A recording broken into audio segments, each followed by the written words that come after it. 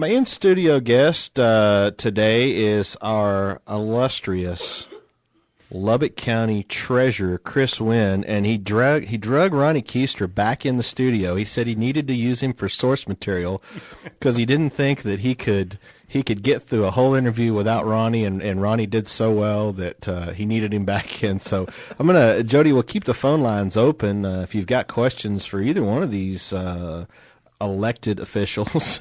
Give us a ring. County government. County government. It's County Government Day. Now, I need to warn you, in case you haven't been listening, this is a he who should not be mentioned day. We're not talking about the Don. I know he's a friend of yours and your pal, the Donald Trump. Okay, no Don. Alan Corbin stuck his head in and said, "Don't talk about Voldemort." I think he called him Mein Fuhrer the other day. Your bestest buddy Donald. We're doing a no Donald Trump day today. Wow. We're not even going to say his name on the air today. So you didn't send don't talk about Donald Trump today. Now you should have sent me an email with the the instructions for being on the air. I'm sorry. My whole show is by the seat of my pants. Good. I rarely plan anything. That's the way Donald Trump operates, is by the seat of his pants. Yeah, I mean, it works out. It's crazy, Steve. Jody, record strike one for Chris. Okay. He said the Donald on the air. Every time you say that, that's $100. We will have security drag you out of here. Okay. So, Chris, I'm going to ask you the same things I asked Ronnie. Hopefully you took notes, you went to school, you paid attention. Tell us what the treasurer does. Do you do anything? I was working. I just caught the end of your interview with Ronnie, knowing how well he does his job over there at the tax assessor collectors. I'm trying to observe that kind of county leadership and bring that over into my office. And the smartest thing I can do right now, I'm on my 45th day, I believe, and I am observing and making sure that I don't break anything in this process. But I will tell you, we are very fortunate. Ronnie's certainly one of a team of people of very competent leadership that run this county. I would tell you the first observation I've made is that the Texas Constitution really does lay out the rules for county government and how one can operate in there. And, you bring your own level of intelligence how to execute that. But really, stay between the lines, and you're not the first. I'm not the first county treasurer, and I certainly won't be the last. And what we do, we're receiving the monies as it comes in, we're accounting for them, and then we're dispersing them.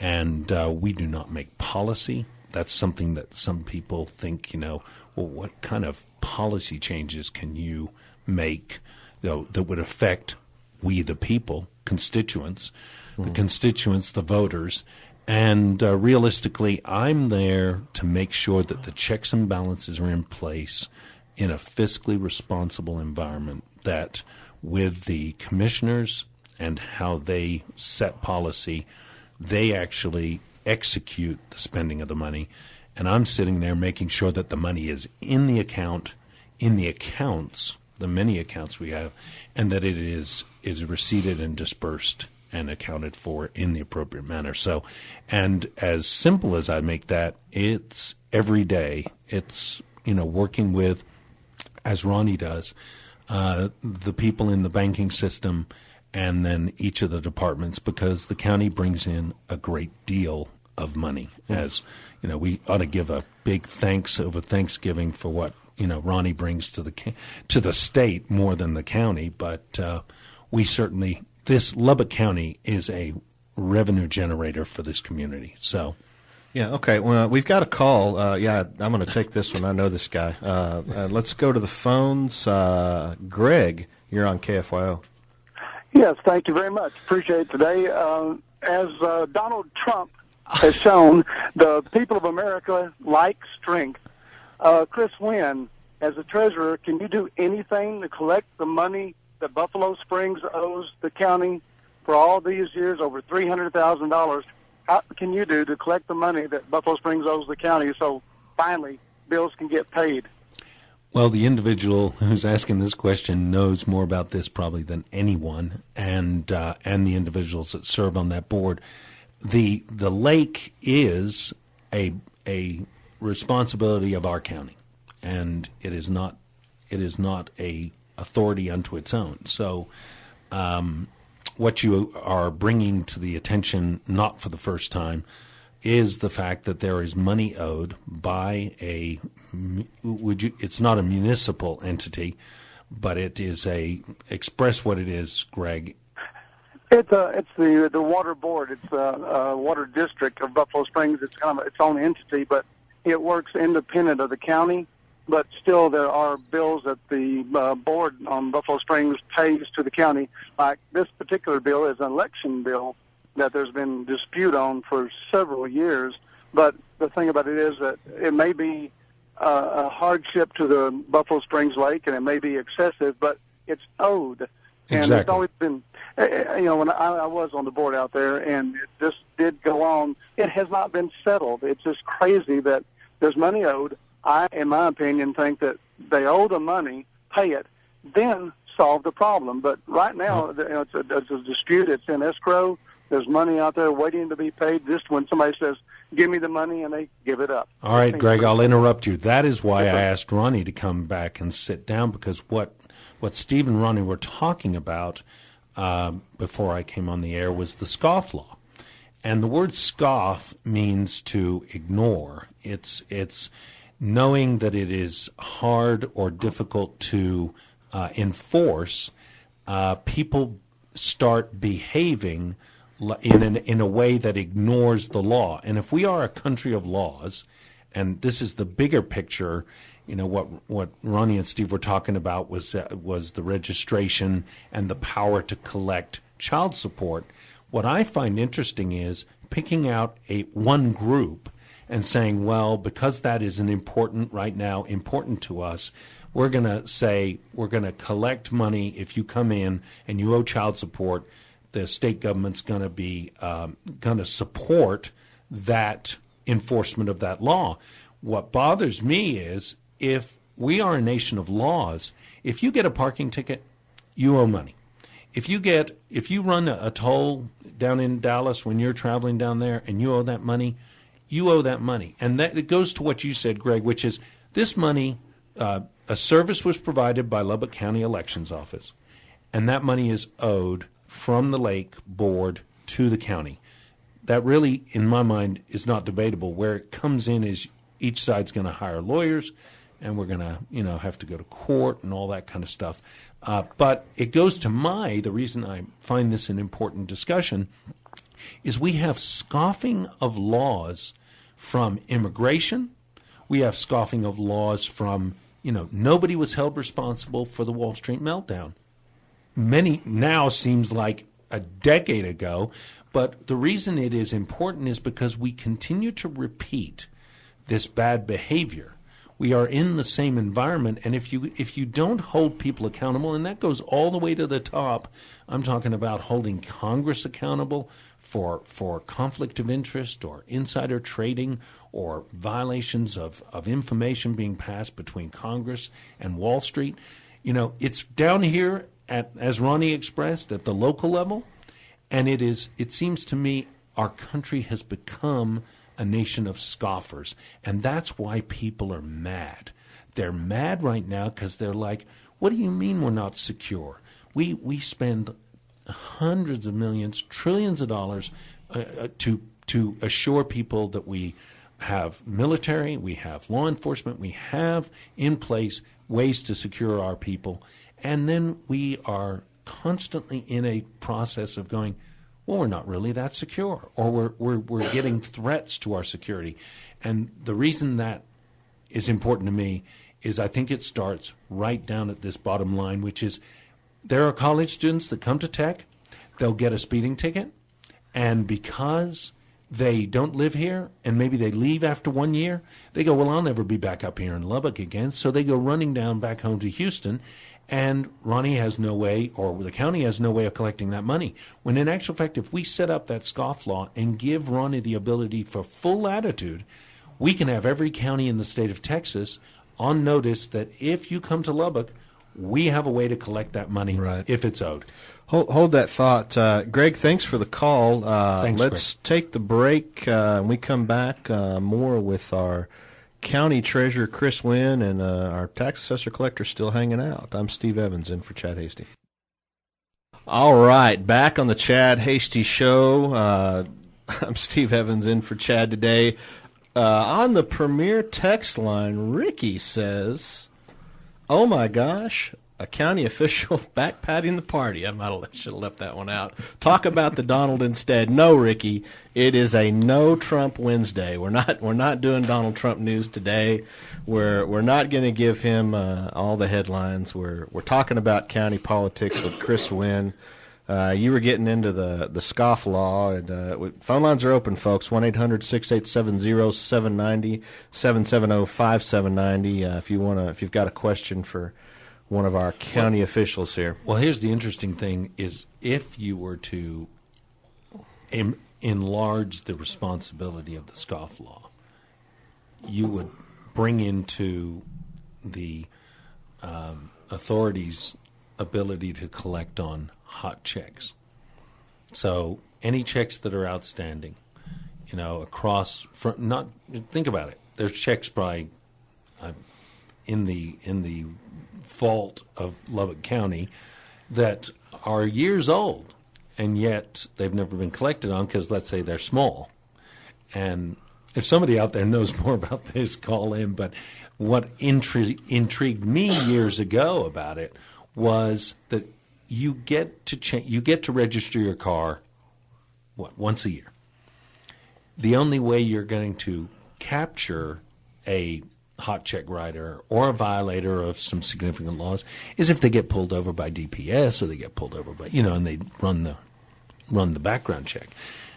Ronnie is the treasurer's office, the county tax assessor collector's office, is that place in the system to capture people because everybody wants their car registered. They don't want any problems. They are willing at that moment to do whatever it takes to get the registration on their car because they know it's going to be impeding to them. Are you suggesting that the tax assessor be allowed to go out and essentially serve warrants and collect money owed the county? Should he be responsible? He is the tax collector. He doesn't. Well, he needs to collect, but he doesn't have to move. People come to him, and they are literally writing checks to him to get the services they want from him. He is merely informing them while they are standing there or calling in. Do you realize that you haven't paid X, Y, or Z fee, fine, or whatever it is? It could be a court fee. That's what the child support is just one. What I'm arguing with the Attorney General Paxton is, okay, for headlines, it's convenient, and for families, that you talk about child support payments. I'm of the intent, why not make it just the law of the state of Texas is if you owe money at a county level or if you owe money at the municipal level, you need to pay those fees, fines, or any encumbrances before you get more services. Oh, I agree. Try owing money to LP&L.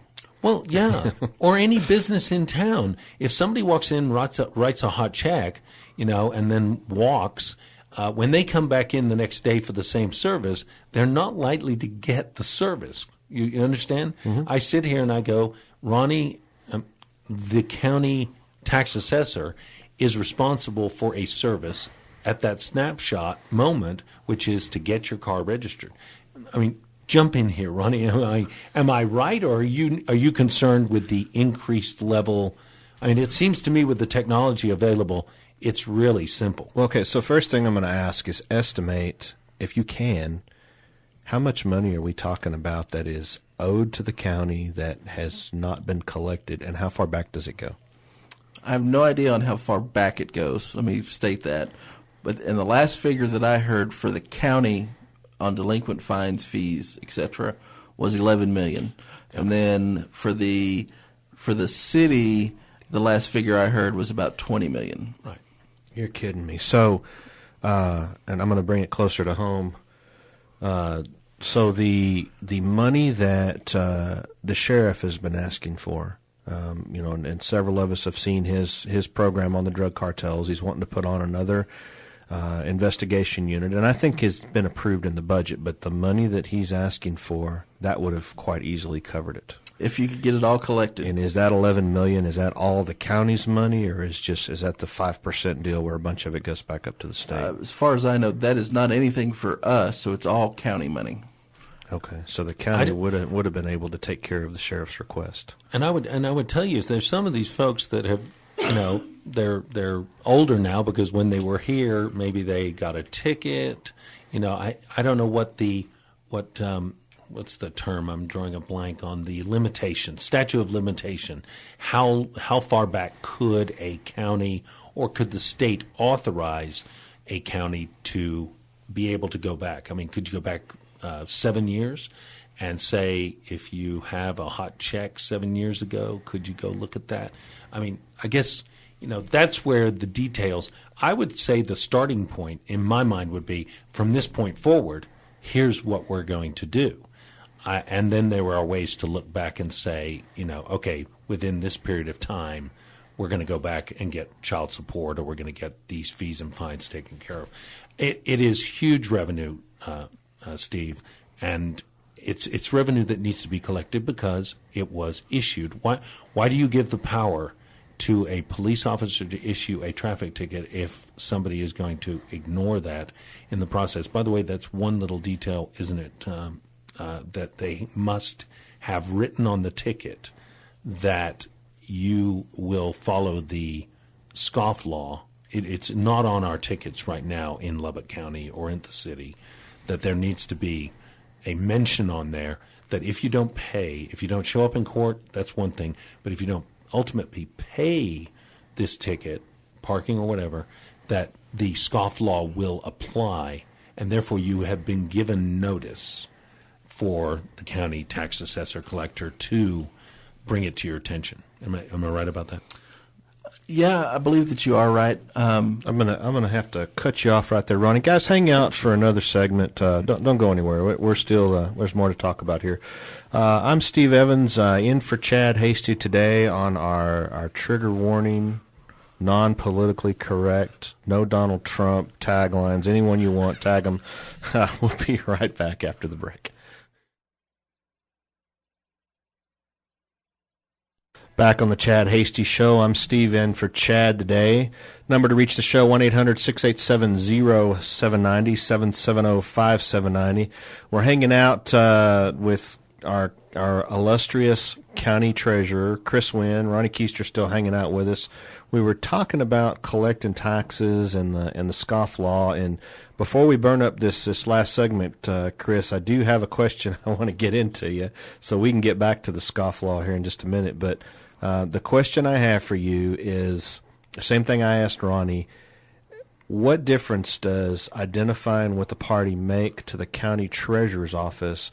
How important is it that that's a partisan race, and how can you implement or practice conservative values in your office? That's a good question. I've never stumped you before. I'm hoping I just did it. No, it's a good question. I think what you do is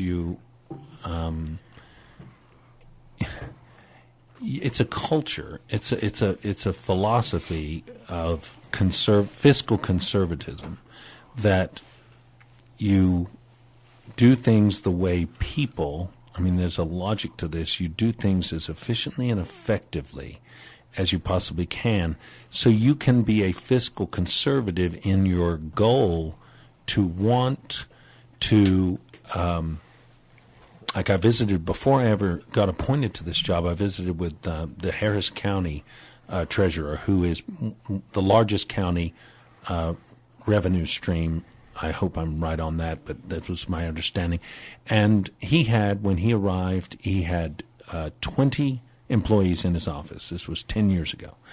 And he assured me that the way one could execute the philosophy and the tenets of the Republican Party's fiscal responsibility was to find ways to do the job smarter and more efficiently. And today, after 10 years, he has half the number of employees in his office that he had when he started. I look at the process in my office, and I'm still on a pretty good learning curve of all of the ins and outs of the financial responsibilities. But the number one thing I will tell you is that Lubbock County as a whole, because of the process and procedures that were in place over the years, we're trying to continue that fiscal conservatism. People in Lubbock, they know what's right and wrong, and they know when government's wasting their money. And they're not shy about letting you know that. So if you step off and start, wasting, it won't be long. You won't be in office very long. Yeah. On our Premier Text line, texter, put your name on there. If you want me to ask a question, I want to know who you are. Own your comment, but I'll go ahead and ask it. He says, please ask Chris to identify specific actions he has taken to reduce cost in his office.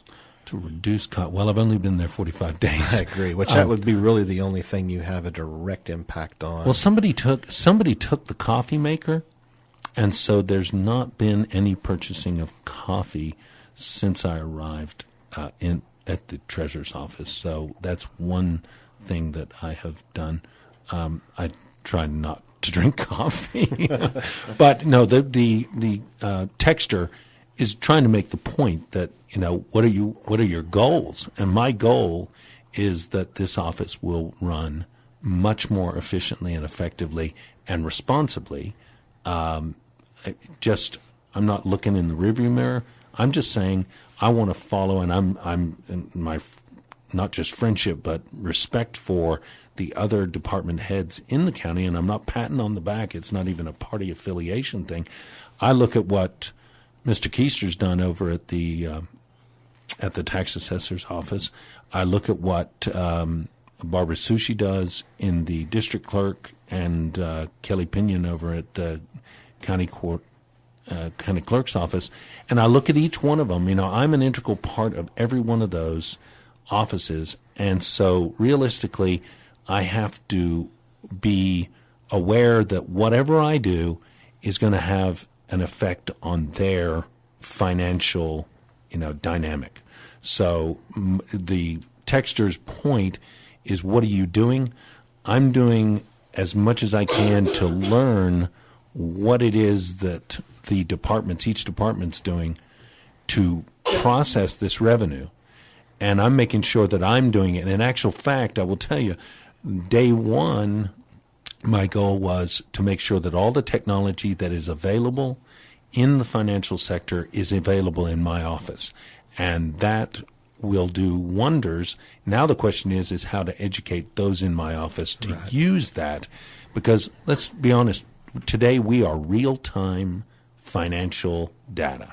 Sure. We buy things and it's real time, like buying a cup of coffee.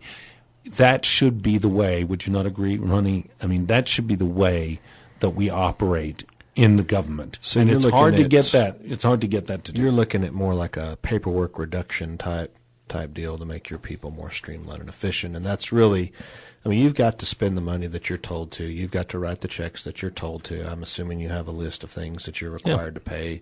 So you really have no impact on that. But the actual money that you consume in your office, that's how you can make a conservative impact.